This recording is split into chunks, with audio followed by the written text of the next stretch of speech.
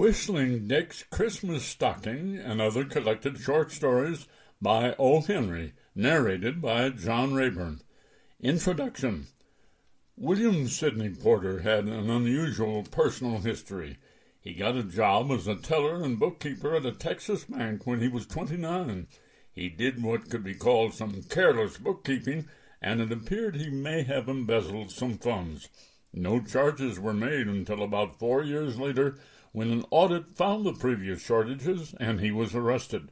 Bail was posted by his father-in-law, and Porter headed out to unknown places, living in Honduras for a while. When he returned to the States, he was indicted and sent to prison. It was there his talents ripened for writing creative short stories that featured a lot of twists and turns with surprise endings and a lot of witty narration, and he actually wrote more than a dozen tales while behind bars.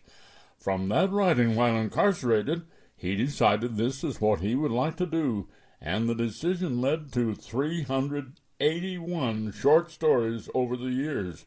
He saw the name Henry in a newspaper society column, and that was also the last name of one of the prison guards he'd had. One or the other, perhaps a combination, led to him using it as a pen name. He felt he had to have one because publishers would be leery of using his material because of his lurid background. He picked the O because he said it was the only one that could be pronounced by using just the letter itself.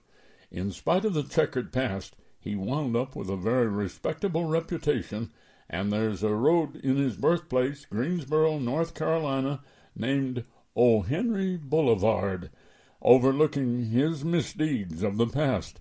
He was a heavy drinker, and the habit led to death at the early age of 47.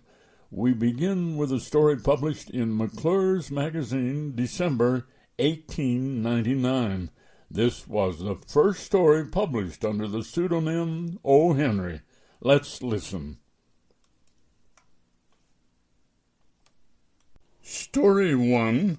Whistling Dick's Christmas Stocking. It was with much caution that Whistling Dick slid back the door of the boxcar, for Article 5716 City Ordinances authorized, perhaps unconstitutionally, arrest on suspicion, and he was familiar of old with this ordinance. So, before climbing out, he surveyed the field with all the care of a good general. He saw no change since his last visit to this big, alms-giving, long-suffering city of the South, the cold-weather paradise of the tramps. The levee where his freight car stood was pimpled with dark bulks of merch. Sample complete.